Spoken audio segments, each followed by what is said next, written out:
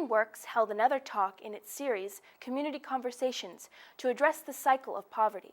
The speaker for this community conversation was Governor LePage. Leslie McVeigh was there and has this to report. Well, I'm here at Maine Medical Center with Ethan Strimling, the Executive Director of Learning Works. Hi, Ethan. Hi, how are you? Good to be here. It's great to be here as well. Now, why did you decide to do these community conversations in the first place, and why did you invite the governor to be part of this particular one? Great questions. We began these community conversations about a year and a half ago, and we wanted to begin having a broader dialogue about what causes generational poverty that goes from generation to generation, and what are some of the best methods to move people off of poverty, out of that cycle. When the first conversation we had was really around the judicial system and how the judicial system impacts generational poverty and what it can do. The second one really focused on education, educational systems from higher ed down to pre-K. And this conversation today, we really wanted to have the story of somebody who's gone through generational poverty and been able to break that cycle. And there's sort of nobody more prominent today in the state of Maine than Governor Paul LePage, who, as we know, was homeless at age 11, went through some terrible domestic violence and substance abuse within his family, and somehow found his way through and went on to higher education and ran one of the biggest stores in Maine and now is Maine's governor. So we wanted him to come and tell his story, both as an inspiration for our kids, but also so that maybe we could learn from it. But as a kid, I have 13 brothers and 4 sisters. So it was a fairly large household. And my dad and I had a little bit of disagreement about things. And one thing is I've carried this 50-cent piece since 1960, or a 50-cent piece since 1960. And that was basically when he told me to tell the doctor you fell down the stairs. And that's when I decided it was time for me to exit. And I did. And the next 2 years were pretty challenging. I remember in high school, my guidance counselor telling me that with your background, you have no money. If you learn to be a painter, that would be a good goal for you to achieve for. Then I went to my SATs. Now, in the United States, if you take your SATs, if you spell your name correctly, you get 200 points. I fell short of 300. So that's basically where my life began. I applied to 50 schools around the country. Needless to say, 50 rejection letters.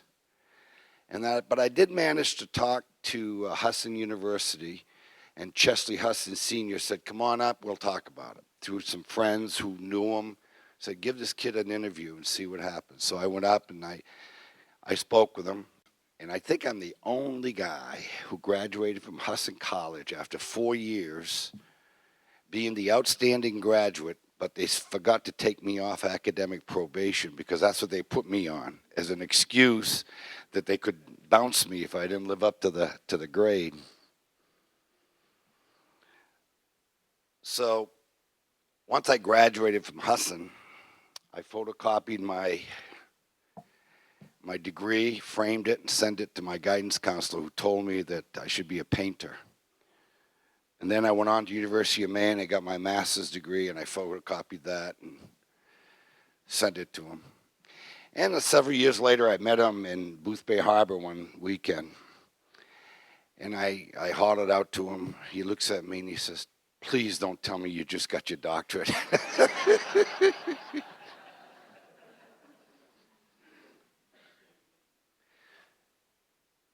If it is to be, it's up to me, does not in any way suggest that you go at it alone. Because in life, you're going to hit a lot of Y's in the road. And without the right mentoring, you're likely to slip and take the wrong road. And too many in our society today have done just that. And it certainly is a story that many of your students can relate to.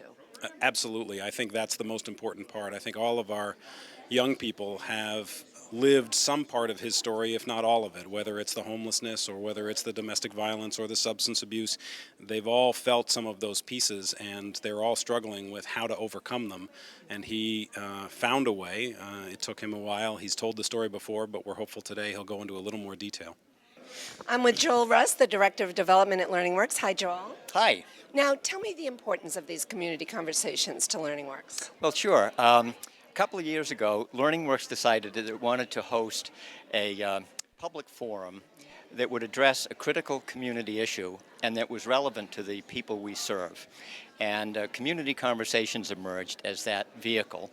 And it's an opportunity to both raise public awareness, engage the community in a constructive dialogue around, in this case, generational issue, generational poverty, and then to begin to work on a community action plan that begins to address some of the issues that had been identified. So it's not just the conversations, it's carrying the conversations into our daily lives. That's correct, yeah. And we're today, for example, the governor is speaking, and he's going to tell his personal story of what it took for him to emerge from generational poverty.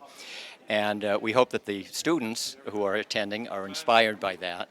And we hope that the people who attend will continue to be involved with us in working on solutions and giving people who are in poverty the tools that will help them advance into self-sufficiency.